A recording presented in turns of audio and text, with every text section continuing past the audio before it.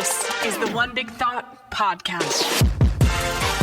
Hey, I want to welcome you to the One Big Thought Podcast. Thank you so much for taking some time and joining me on this podcast. And I'm real excited because over the next few podcast episodes, we're going to be discussing a extremely relevant practical topic. And it's probably going to be about 4 or 5 episodes of the One Big Thought revolving around this. But before we get into the actual podcast, I want to just encourage you, if you are a pastor, leader, volunteer, thinking about being any of the above, I want to encourage you to come join me on November the 11th. It's a Saturday for a half-day conference here in Raleigh, North Carolina at the LEAD Conference.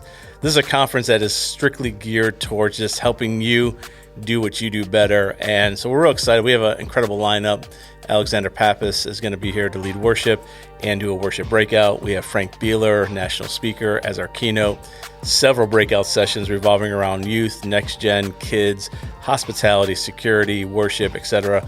And we'd love to have you join us. So anywhere in the world, you are welcome to join us here on November the 11th. You can go to crossroads.org/lead and you can find out more information and register there. Hope that you will join us.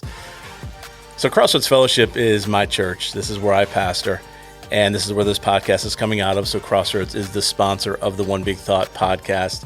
And I want to encourage you as well. One of the passions I have as a pastor for 28 years is how do I help and invest in other pastors, other churches. It's a heartbeat of mine and our churches to just be a resource-giving place. So I say all that to say, if there's anything you ever need, anything at all, if you need just to talk to somebody, if you need resources, sermon graphics, sermons, ministry highlights, whatever you need, we want to help either guide you or provide for you. You can reach out to us anytime at info@crossroads.org. And of course, you can go to any social media outlet and just look up Crossroads Fellowship or Crossroads Fellowship NC. All right, well, we're going to jump into this episode of the One Big Thought podcast. I hope it blesses you. And I hope that you stick with us, and I hope that you get fed out of this, and hope it gives you life. So here we go, this episode of the One Big Thought podcast.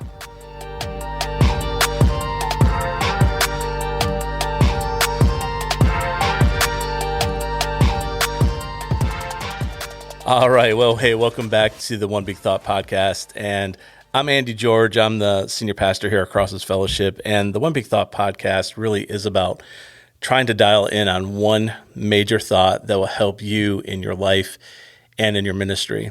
I am very, very excited to share some thoughts around a topic that I think we all deal with.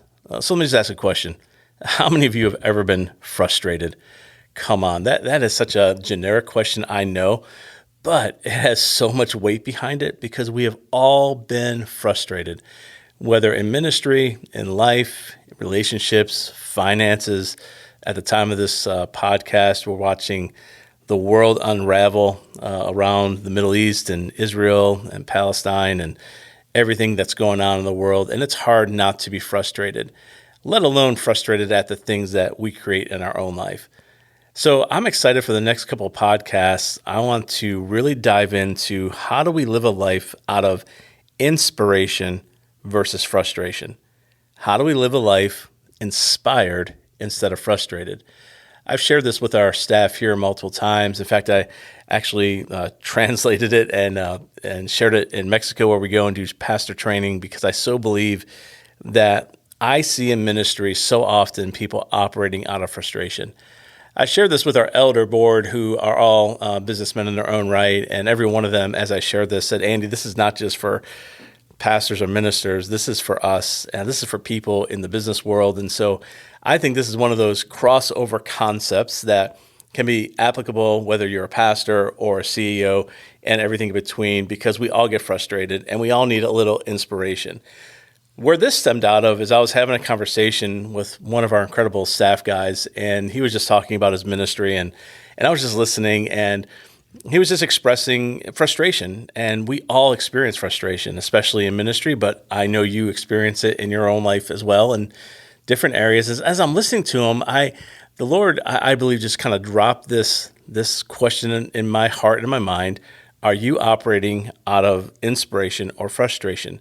And those are two very, very real emotions and very real realities that all stem from the same seed.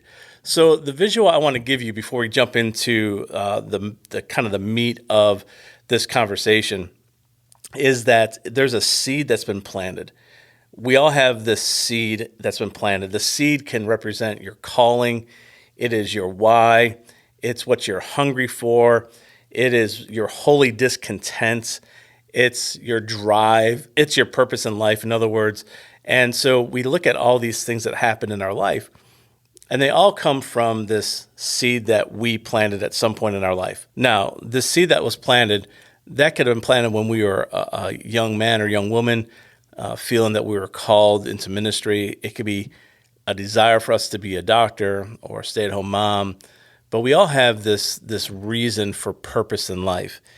And out of this seed that's been planted, there are two branches, if you will. So if you can visualize two branches coming out of this seed, one is labeled inspiration, the other is labeled frustration. And then both of those branches produce fruit. And so as we are living our life, if we're living our life inspired, there's going to be certain fruit that is produced. If we live our life frustrated, there's going to be certain fruit that's produced. And the changeover really comes down to a mental shift that has to happen. Not just spiritual, but also mental. How do I choose to live my life inspired versus frustrated? Because if we live out of frustration for too long, man, it just gets miserable. Ministry's tough, family, relationships, everything looks bad, and there's bad produce that's coming out of that. So let's dive into the concept here. Again, I'm going to break this into a couple podcasts to really teach this well and to dive in deep. And I hope that you respond. I hope that you have questions. I'd love to hear from you if you are struggling or if you found ways that this has helped you. So let's talk about leading out of inspiration in ministry. In other words, in the ever-evolving landscape of ministry, leaders face numerous challenges and frustrations. However, it is essential to shift from a reactive, frustration-driven approach to being proactive, inspired-led mindset. See, this leadership summary that we're going to talk through, it outlines the key indicators, in my opinion, that distinguish inspirational leadership versus frustration-driven leadership, and highlights that seed of growth that fosters into not just a thriving ministry, but also into a thriving life, a thriving marriage, a thriving business, thriving finances. I believe that this crosses all those lines. So inspiration-driven leadership, it's really rooted ultimately in faith, isn't it? It's rooted in a reliance on God's plan. And leaders who embrace this approach to life focus on nurturing those healthy relationships, recruiting and empowering new leaders, maintaining clear vision. See, they also prioritize using the resources they have, the adopting I get to mindset that emphasizes the privilege and the joy of serving other people. One of the things that I talk to regularly to our team, as well as anybody else I'm in front of, especially in ministry, is, can you believe we get to do this? In fact, maybe right now you're a pastor or a minister or a ministry leader or a volunteer, and you're thinking about quitting or you're wondering why you're doing this. Let me just remind you that you get to do this. This is an amazing life that we get to participate in to give life eternal to people. So in contrast, though, frustration-driven leadership is characterized by an unhealthy reliance on personal plans and a scarcity mindset. These leaders often struggle with a lack of resources. They lack people. They resort to blaming other people, suffer from a cloudy and a clouded vision. Frustrated leaders also tend to adopt a I have to mindset, which can create a negative atmosphere and hinder potential for growth. So you see already the difference between being inspired and being frustrated. Now, this seed of growth, which underpins that flourishing ministry, involves embracing one's calling, understanding the why behind the mission, cultivating a hunger for growth, and really experiencing a holy discontent that pushes leaders to strive for improvement. I think that's a good thing. I think that all of us in ministry, and honestly in your professional life, I think that we should be in a somewhat constant state of holy discontent, meaning I'm never really just fully satisfied because there's more people to be reached. There's better ways to do things. There's higher levels of excellence. And so we operate often out of this holy discontent. I think the same thing in your business or in our health journey. I think it's a dangerous place to get to where we just all of a sudden feel like we've arrived and there's no further improvement. Nurturing this seed, in other words, leaders can create environments that are conducive to personal and collective growth. Let me break down the difference on leading out of inspiration. Ministers and people in life and just leaders should lead a certain way. For example, again, you have two branches. So let's compare the two branches. Let's compare the branch of inspiration and the branch of frustration. One of the first differences when we lead out of inspiration versus frustration is out of inspiration, we embrace God's plan. When we do frustration, it's actually about our plan. It's my plan. Inspirational leaders put ultimately their faith in God's plan, understanding that God's guidance, his wisdom, it's far superior to our own. And so by surrendering personal plans and allowing God to lead, leaders open themselves up to divine intervention and a greater sense of purpose. We trust God's plan, providing a strong foundation for the ministry and foster a sense of unity among the team members who rally together in that shared belief that they are part of something greater than themselves. In contrast, frustration-driven leaders often struggle when they prioritize their own plans over God's plans. These kind of leaders may become discouraged, disheartened when faced with obstacles or when their plans do not yield the desired results. By relinquishing control and embracing God's plan, leaders can experience a renewed sense of hope, purpose, direction, enabling them to guide their ministry with confidence and conviction. It's a real clear difference, right? When we trust in God's plan, we can rally around that this is God's calling and plan in our life. When we follow our own plan or try to build our own future, we find ourselves often very frustrated, and that sense of hope and purpose and why is kind of gone. In Proverbs chapter 3, verse 5-6, it says, "Trust in the Lord with all your heart, and do not lean on your own understanding. In all your ways acknowledge him, and he will make straight your paths." That's a good indicator that out of this lifestyle we're trying to live, we need to live God's plan because he's the one that's ultimately going to lead us and direct us, and he's the one that's going to make the path not only straight but also clear for us. The second difference, let's talk about the fostering of faith versus scarcity mindset. I want you to lean in on this one a little bit because I think in ministry and probably in the condition of this world we're in, this one is very, very true. So inspirational leaders, let's talk about them first. Those kind of leaders nurture an environment of faith. They inspire other people around them, other team members, to trust in God's abundant provision and God's timing. See, they recognize that with God on their side, nothing is impossible. And they encourage their teams to adopt a similar outlook. So by fostering faith, inspirational leaders create a strong, supportive, and resilient ministry that is capable of overcoming challenges and achieving remarkable feats. These are the kind of leaders that see a situation, regardless of the resources they think they do or do not have, and really truly believe that with God, anything is possible. These are the leaders that look at it and say, yeah, we can do this. We got this. And I think that's so important because in this world we're living in, coming out of a couple years now, out of COVID, the world is different as we know it. Ministry is different as we know it. We can real easily lose faith and all of a sudden get to this massive scarcity mindset. So let's talk about the scarcity mindset. These frustration-driven leaders, they fall prey to a scarcity mindset, which can manifest in feelings of inadequacy, insecurity, fear of failure. This mentality that they have can really stifle growth. It hinders innovation, and it creates a very negative atmosphere within the ministry. And we've all seen this before. In fact, we probably have all struggled with this before, honestly, that we feel like we just don't have enough. We don't have the money. We don't have the people. We don't have the building. We don't have the resources we need. And so we operate out of this very scarce mindset. Well, let me just tell you a little personal thing about me and even our church. So Crossroads Fellowship is a great church. And we went to COVID really not knowing, like every one of you who lead a church, we went into not knowing what the church was going to look like coming out of it. Well, at our church, I really do believe that God blessed us during that time. He blessed us with people, with resources, with finances. We were able to continue moving forward. And we just thank God for that all the time. However, when we came out of COVID, there was this sense of, I don't know what next month is going to look like. Is giving going to go down? Is the world going to go back into lockdown?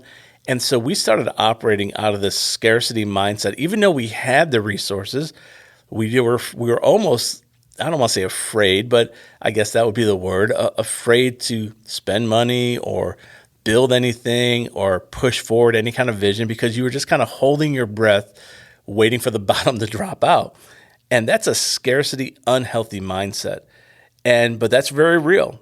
And the other way is that we have to nurture that faith, though, right? That faith that we believe that God has this boundless provision, that we can transform our ministries, our businesses, our lives, and we can really transform them around hope, around optimism, around the possibility that with God, all things are possible.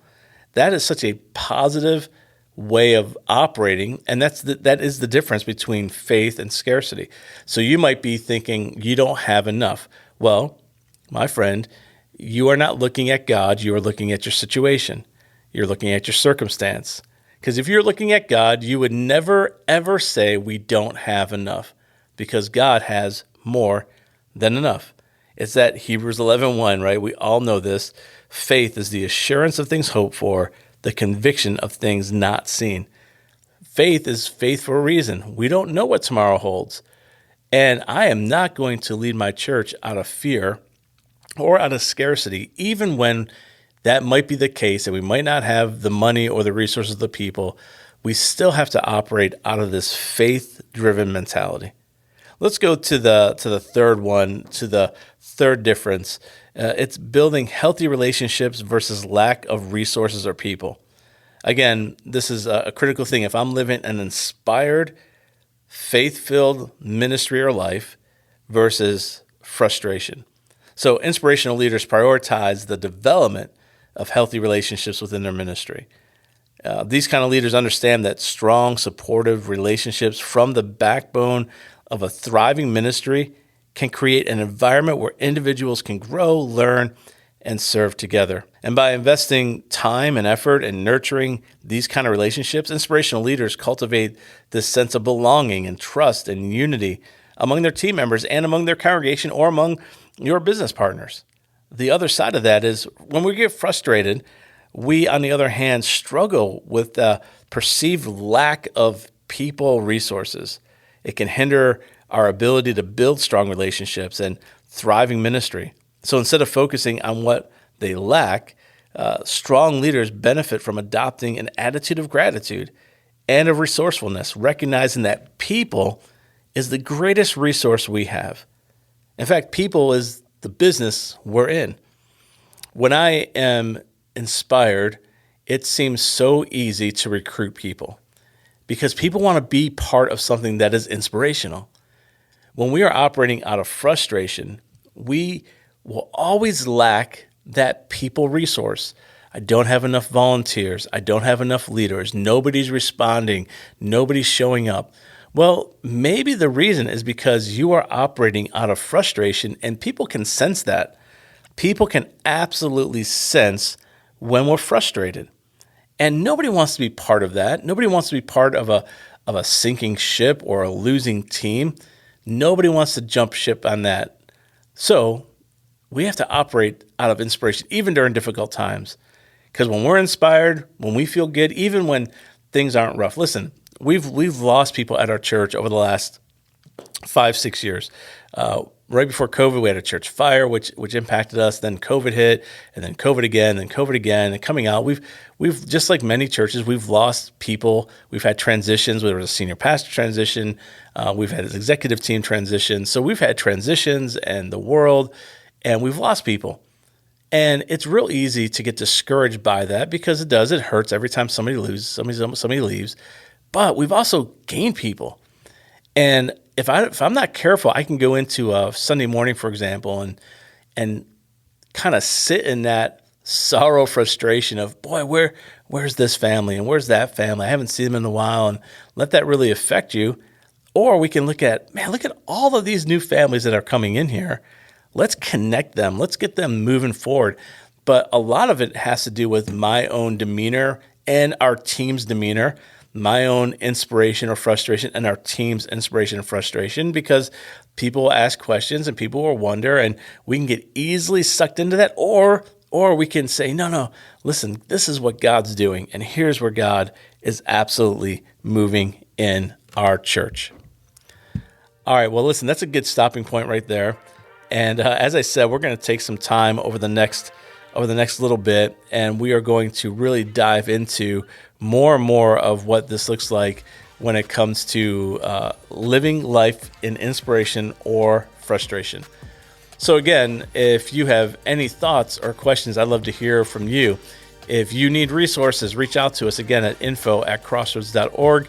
You can visit our website, crossroads.org, at any time and find out all our information, get in contact with anybody on our team. And don't forget about the LEAD conference coming up on November 11th. We'd love to see you there. And listen, I hope that this helped, hopefully maybe inspire you just a little bit in your leadership journey. Come back again next week. We'll drop another episode for the next several weeks revolving around inspiration versus frustration.